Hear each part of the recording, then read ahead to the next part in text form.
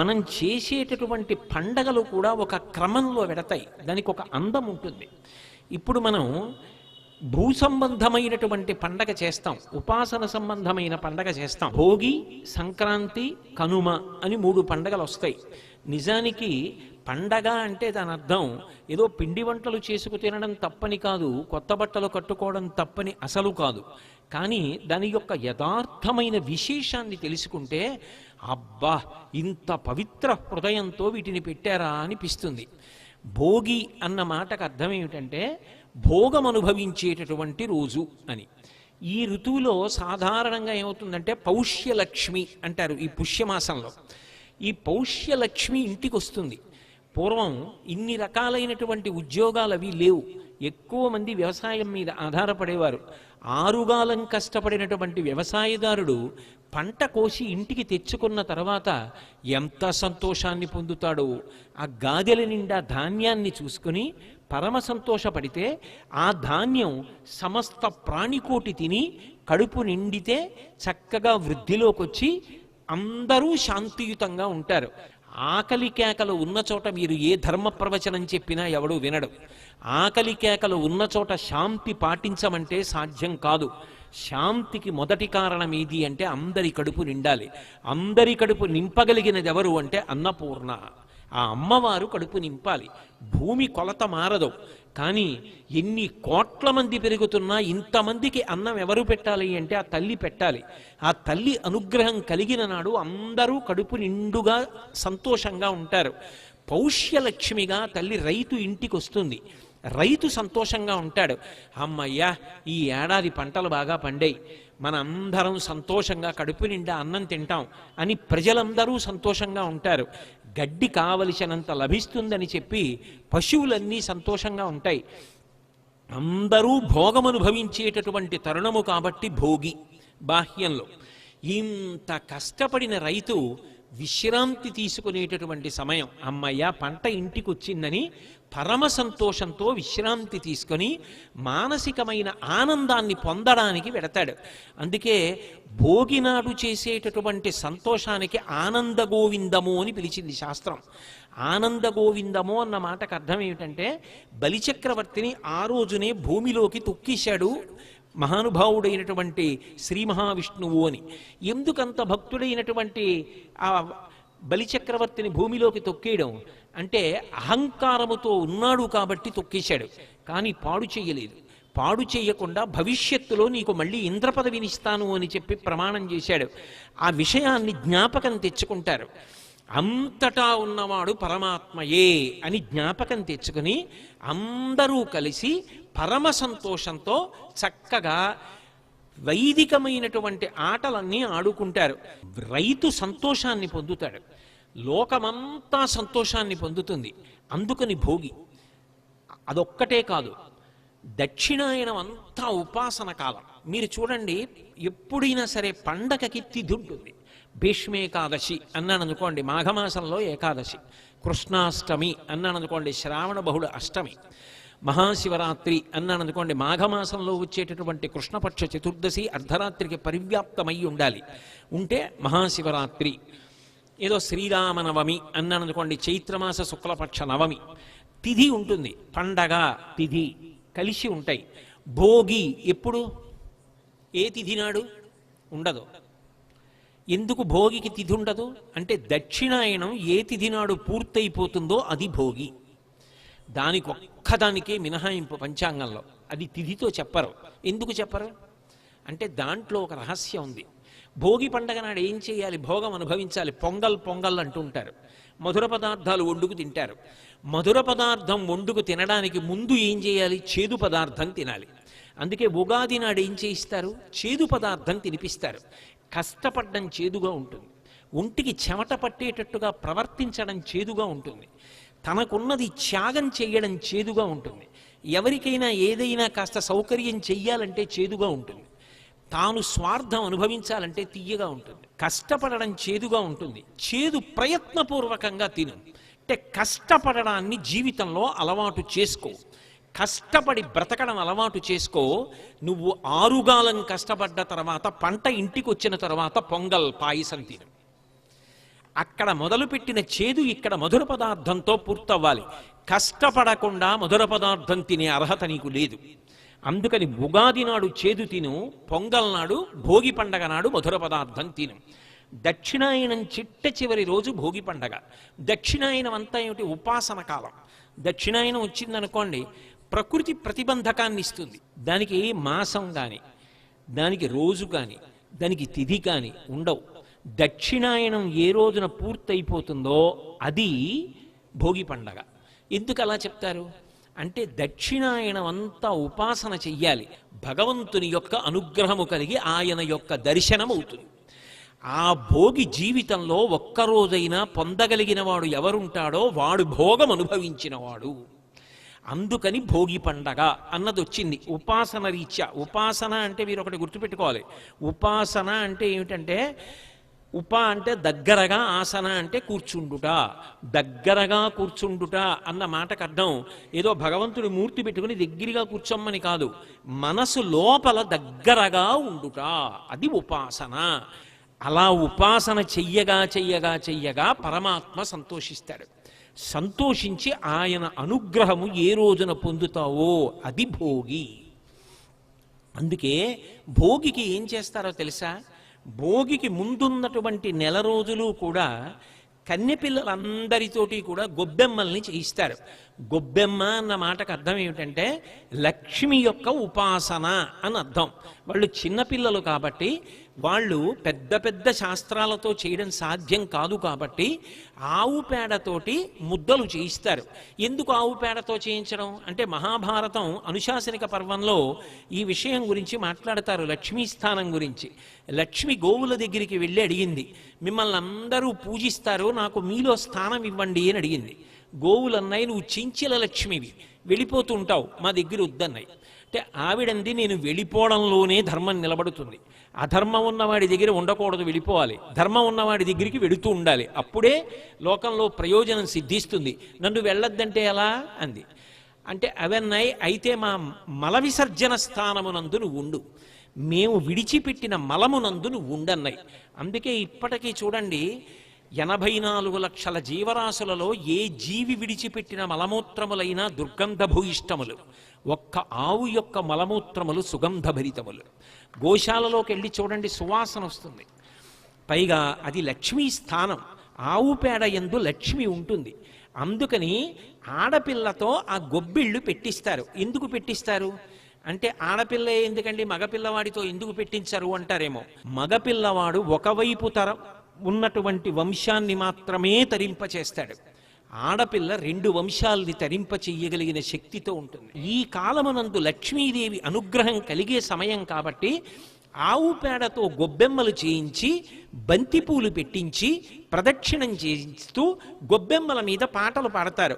ఆ పాటలలో వాళ్ళు సంతోషాన్ని పొందుతారు. భోగి పండగకి ముందు ఈ గొబ్బెమ్మలన్నిటినీ కూడా కన్యపిల్లలతో పూజ చేయించి ప్రతిరోజు తల్లులు పులగం వండి నైవేద్యం పెట్టించి ఆ పులగాన్ని పెడతారు. కన్యపిల్లలందరినీ పిలిచి ఈ గొబ్బెమ్మలకి పూజలు చేయించి పులగం సైంధవలవనంతో ఈ పాళ్లలోనే ప్రతిరోజు వండించి అందరికీ ప్రసాదం పెడుతుంటాం. ఇవన్నీ తిని ఆడపిల్లలు చక్కగా సమాజంలో వృద్ధిలోకి రావాలి అని చెప్పి అందుకని పులగం పెడతారు. ఈ ఎండిపోయిన గొబ్బెమ్మలన్నింటినీ భోగి మంటలో వేసేస్తారు. ఎందుకు వేసేయాలి అంటే, శ్రియమిచ్చేత్ హుతాశన, మంచి ఆలోచనలను, ధార్మికమైన అభివృద్ధిని అగ్నిహోత్రుడిస్తాడు. ఆ అగ్ని ద్వారా ప్రతి ఇల్లు కూడా వృద్ధిలోకి వచ్చి అందరూ సంతోషంగా ఉండాలి. అందరూ సంతోషంగా ఉండడానికి తృప్తి ఉండాలి. భర్తని ధర్మపదంలో ఉంచగలిగినటువంటి పరమశక్తివంతురాలు భార్య. అందుకే అటువంటి స్త్రీని కాపాడుకోవడానికి ఈ కాలమునందు గొబ్బెమ్మలతో ఉపాసన చేయిస్తారు. ఇక మీతో నేను మనవి చేశాను, ఆనంద గోవిందం భోగి మంటలు వేస్తారు. భోగి మంటలు అంటే దానికి అర్థం ఏమిటంటే, ఉండాలి కోరికలు, ఏ కోరికలు ఉండాలి, అవసరములు కోరికలు కావు. అందుకని భోగి మంటలు వేసి కామాన్ని కాలుస్తారు. కాల్చి నాకు ఈశ్వర కామము కావాలి, భగవద్భక్తి కావాలని అడుగుతారు. ఇక పసిపిల్లలు ఉంటారు. పసిపిల్లలు ఏ ఉపాసన చేస్తారు? వాడిని గొబ్బెమ్మని చేయమంటే మాత్రం వాడు ఏం చేస్తాడు? వాళ్ళు కూడా భోగం అనుభవించాలి. ఎందుకని? వాడు కడుపు నిండా పాలు తాగాలి, వాడు ఆరోగ్యంగా ఉండాలి. కొద్దిగా చలిగా లేస్తే వాడికి ముక్కు గారిపోతుంటే కొద్దిగా ఎండ కాస్తే వాడు సొక్కిపోయి వాడు బాధపడి ఏడుస్తుంటే ఎలా? వాడికి పీడ పోవడం అన్న మాటకు అర్థం ఏమిటంటే వైదికమైనటువంటి సుఖాన్ని అనుభవించగలిగిన శక్తి వాడికి ఉండాలి. వెయ్యవలసిన ఆకలి వెయ్యాలి, తిన్నది తాగినది జీర్ణము కావాలి. అలా ఉండాలి అంటే పీడ పోవాలి. పీడ ఎందుకు వస్తుంది? గత జన్మలలో చేసిన పాపము పీడగా వస్తుంది. ఆ పీడ పోగొట్టడానికి శాస్త్రము ఒక ఉపదేశం చేసింది. చెరుకు ముక్క, రేగుపండు, పైసలు ఈ మూడిటిని కలిపి భోగి పీడ పోవడం కోసం చిన్నపిల్లల్ని కూర్చోపెట్టి దిగదుడుపు తీసి తలమించి కిందకి వదిలేస్తారు. వదిలేస్తే భోగి పీడ తొలగిపోయి వాళ్ళు భోగం అనుభవించడానికి కావలసిన శక్తిని పొందుతారు. ఒక్కొక్క దాని వల్ల ఒక్కొక్క ప్రయోజనం ఉంటుంది. అది ఉంటుందా అంటే అన్నీ కొన్నిసార్లు అనుభవము చేత తెలిసేవి కావు, కానీ నమ్మకం చేత పెడతాయి. భూమి తిరుగుతోంది, నేను చూశానా? కానీ శాస్త్రములు చెప్తున్నాయి, శాస్త్రవేత్తలు చెప్తున్నారు, నమ్ముతున్నాను. అంతేగాని భూమి తిరగడం నేను చూడలేదండి అందుకని నేను నమ్మనండి అంటే మానే. నువ్వు నమ్మలేదు కాబట్టి భూమి తిరగడం మానేస్తుందా? నువ్వు నమ్మితే భూమి తిరుగుతుందా? నీ నమ్మకం అనేటటువంటి దానితో సంబంధం కాదు. కొన్ని శాస్త్రాన్ని ప్రమాణం చేసుకొని నమ్మడం కర్తవ్యం. తస్మాత్ శాస్త్రం ప్రమాణంతే కార్యాకార్యం వ్యవస్థితౌ. అందుకని భోగిపీడ తొలగించడానికి ఆ పైసలు, చెరుకు ముక్కలు, దానితో పాటుగా రేగుపళ్ళు ఈ మూడిటిని విడిచిపెడతారు. అన్ని విధాలుగాను మనుష్యులు అభ్యున్నతిని పొందడానికి కావలసినటువంటి దాన్ని ముప్పేటగా తీసుకువెళ్ళేటటువంటి పండగ కాబట్టి దానికి భోగి అని పేరొచ్చింది. నీవు చేసుకున్న పండగ వలన నువ్వు వృద్ధిలోకి రావాలి, నీ చుట్టూ ఉన్న వాళ్ళు వృద్ధిలోకి రావాలి, సమాజం వృద్ధిలోకి రావాలి. మకర సంక్రాంతి. మకర సంక్రాంతి అంటే సూర్యుడు మకర రాశిలోకి ప్రవేశిస్తాడు. కాలము రెండుగా ఉంటుంది, దక్షిణాయనము, ఉత్తరాయణము. దక్షిణాయనంలో దేవతలందరూ నిద్రపోతారు, ఉత్తరాయణంలో నిద్రలేస్తారు. దేవతలు నిద్రలేస్తారంటే బ్రాహ్మీ ముహూర్తమునందు లేస్తారు, తెల్లవారుజామున 3 గంటల వేళ. దేవతలకి తెల్లవారుజాము వేళ అంటే అది పరమ పవిత్రమైనటువంటి కాలం. అందుకే ఉపనయనాలు, వివాహాలు, దేవతా ప్రతిష్టలు ఇవన్నీ ఉత్తరాయణ పుణ్యకాలంలో జరుగుతాయి. ఆ ఉత్తరాయణ పుణ్యకాలంలోకి సూర్యుడు ప్రవేశించగానే మజ్జనం దానికి ప్రాధాన్యత. సాధారణంగా స్నానం చేసేటప్పుడు ఏం చేస్తాం? చెంబుతో నీళ్లు తీసి తల మీద పోసుకుంటాం. మజ్జనం అంటే మునక వేయుట, తల మునిగేటట్టుగా స్నానం చేస్తారు. జీవనదులలో కానీ పుష్కరిణులలో కానీ స్నానం చేస్తూ ఉంటారు. తల ముంచి స్నానం చేస్తారు, దాన్ని మజ్జనం అంటారు. స్నానం చేసి దేవతా సంబంధంగా, పితృదేవతా సంబంధంగా, జీవ సంబంధంగా అభ్యున్నతిని కల్పించే కాలం అది మకర సంక్రమణం. పుణ్యకార్యం చేయడం నేర్చుకో, దాని వలన పొందిన పుణ్యం నీ జీవుడితో వస్తుంది. మకర సంక్రమణ పుణ్యవేళ పరమపావనమైన కాలం. ఉత్తరాయణ పుణ్యకాలం దేవతలందరూ నిద్రలేచేటటువంటి సమయం. ఆ సమయంలో నువ్వు చదివే ఒక స్తోత్రం, నీ ప్రదక్షిణం, నీ నమస్కారం, నీ భగవన్నామోచ్చారణం నిన్ను కాపాడతాయి. జీవుడికి, అలాగే పితృదేవతలకి, దేవతలకి, ముగ్గురికి కూడా అత్యంత ప్రధానమైనటువంటి కాలము ఉత్తరాయణ పుణ్యకాలము. అందుకని మకర సంక్రమణము అది పుణ్యాన్ని మూటకట్టుకునే కాలం. అందుకే ఏం చేస్తారంటే భగవంతుణ్ణి సేవించడానికి తేలిక మార్గం ఏమి అని అడిగారు. అతిథి దేవోభవ. ఇంటికి అతిథిని నేను ఆహ్వానిస్తే వస్తే అతిథి, నేను పిలవకుండా వస్తే అభ్యాగతి. పరమ ఉత్తముడు, తనని నమ్ముకున్నటువంటి పరమ భాగవతోత్తముడు ఎవరుంటాడో అటువంటి భక్తుడి రూపంలో ఇంటికి వస్తాడు. ఊరక రారు మహాత్ములు వా రథముల ఇండ్ల కడకు వచ్చుటలెల్లను కారణము మంగళములకు, నీ వచ్చుట శుభము మాకు నిజము మహాత్మా అంటాడు. ఎవరన్న దానితో సంబంధం లేదు, ఇంటికి వచ్చినవాడు అతిథి. అందున అభ్యాగతి స్వయం విష్ణు, నేను పిలవకుండా వచ్చినవాడు. అది ఏ ప్రాణైనా కావచ్చు, కుక్క రూపంలో రావచ్చు, ఆవు రూపంలో రావచ్చు, ఓ పంది రూపంలో రావచ్చు. ఆ రోజున సంక్రమణ నాడు నేను వండుకున్నటువంటి మధుర పదార్థంలో కొంత భాగం అతిథుల్ని పిలిచి అభ్యాగతులకి, జీవకోటికి పెట్టి నేను సంతోషించి నేను తింటే అంతకన్నా అదృష్టమైనటువంటి విషయము వేరొకటి ఉండదు. అది మకర సంక్రమణము. అలా నువ్వు తరించు, ఈ త్యాగం నేర్చుకో. త్యాగేనైకే అమృతత్వమానసు. త్యాగము చేత అమృతత్వాన్ని పొందుతావు తప్ప మరొక రకంగా పొందలేవు. ఇంత గొప్ప తిథి అన్ని వేళలా రమ్మంటే రాదు.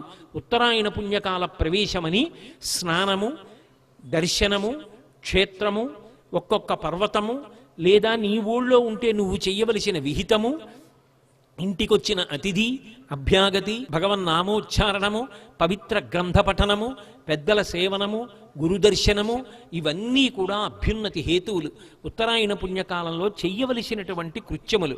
అందుకని భోగి, సంక్రాంతి అని ఈ రెండు పండగలు పక్క పక్కన వచ్చాయి. మూడవది కనుమ. కనుమ గొప్పతనం ఏమిటి అంటే సనాతన ధర్మం యొక్క విశాలమైనటువంటి హృదయం. శం చతుష్పదే, శం ద్విపదే, ఒక్క నేను బాగుండాలి, మా అబ్బాయి బాగుండాలి, మా కోడలు బాగుండాలి, మా మనవలు బాగుండాలి, నా కూతురు అల్లుడు మనవలు బాగుండాలి, అది కాదు, అందరూ బాగుండాలి. అందుకే 108 నామములతో పూజ చేయిస్తారు.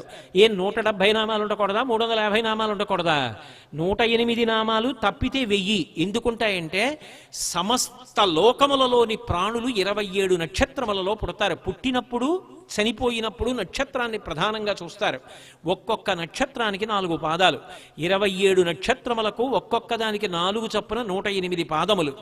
108 నక్షత్ర పాదముల యందు ఎన్ని జీవులు పుట్టాయో, ఎంతమంది పుట్టారో అందరూ సంతోషంగా ఉండాలి. నేను ఒక్కడను కాదు, అందరూ సంతోషంగా ఉండాలి. శంకరాచార్యుల వారు నేర్పినటువంటి బాట. ఆయన కాశీ వెళ్ళారు అన్నపూర్ణమ్మ దగ్గరికి. అమ్మ నాకన్నం పెట్టని అడగలేదు. శంకరాచార్యులు వారు అన్నారు, మాతాచ పార్వతీదేవి పితాదేవో మహేశ్వర బాంధవా శివభక్తాశ్చ స్వదేశో భువనత్రయం అన్నారు. అమ్మ మా అమ్మ నువ్వే, మా నాన్నగారు శంకరుడు, 3 లోకాల్లో ఉన్నవాళ్ళు నా బంధువులు, అన్నం పెట్టమ్మా అన్నారు. ఇప్పుడు ఎవరికి పెట్టాలి? ఆవిడ 3 లోకాలకి అన్నం పెట్టాలి తప్ప శంకరాచార్యులు వారు ఆయన ఒక్కరు అన్నం పెట్టమని అడగల, అందరికీ పెట్టమని అడిగారు. 108 నామములతో పూజ చేస్తున్నామంటే దాని అర్థం ఏమిటంటే 27 × 4 108 నక్షత్ర పాదములలో పుట్టిన సమస్త ప్రాణులు సంతోషముగా ఉండుగాక. శం ద్విపదే, శం చతుష్పదే, 2 కాళ్ళున్న మనుష్యులు సంతోషంగా ఉండాలి, పక్షులు కూడా సంతోషంగా ఉండాలి. అందుకే పక్షి పూజ, పశు పూజ, వాటికి సంవత్సరం అంతా గడ్డి పెడతాం. మనం పెట్టకపోయినా అవి పొలం దున్ని అవే వెళ్ళి ఎక్కడో గడ్డి మేసి వచ్చి పొలం దున్నుతున్నాయి, పాలు ఇస్తున్నాయి, పెరుగిస్తున్నాయి, నెయ్యి ఇస్తున్నాయి, మన కుటుంబంలో సభ్యుడై తిరుగుతున్నాయి.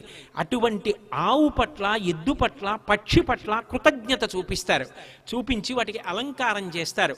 ఇవాళ చప్పటి గడ్డి కాదు, నేను ఏ పాయసాన్నం తిన్నానో పొంగల్ అనేది నీకు పెడతాను, నువ్వు కూడా అదే తినాలని పాయసాన్నం వండుతారు. నువ్వు నా ఇంట్లో సభ్యురాలివి, నా నాగలి మోసావు, నా పొలం దున్నేవు, ఇంత పంటకి కారణం నువ్వు, ధాన్యం బస్తాలు బండిలో వేసి తీసుకొచ్చావు, ఇవాళ ఆవు పాలిచ్చింది, దూడలు పెట్టింది, అవి పెరిగి పెద్దవవుతుంటే ఆనందిస్తున్నాను, నాతో పాటు నువ్వు కూడా భోగం అనుభవించు అని పెడతారు. పక్షికి ఎందుకు పెట్టాలి అంటే పక్షి తన మూలాన్ని మరిచిపోదు. ఒక పక్షి ఉందనుకోండి, పక్షి ఎక్కడ పుడుతుంది? పక్షి నేల మీద పుట్టిందనుకోండి, కుక్క తినేస్తుంది, గద్ద తినేస్తుంది, కాకి తినేస్తుంది. పక్షి గుడ్డు, తల్లి పక్షి గూడు కట్టి గిజిగాడు అంటాడు మహానుభావుడు గుర్రం జాషువా గారు.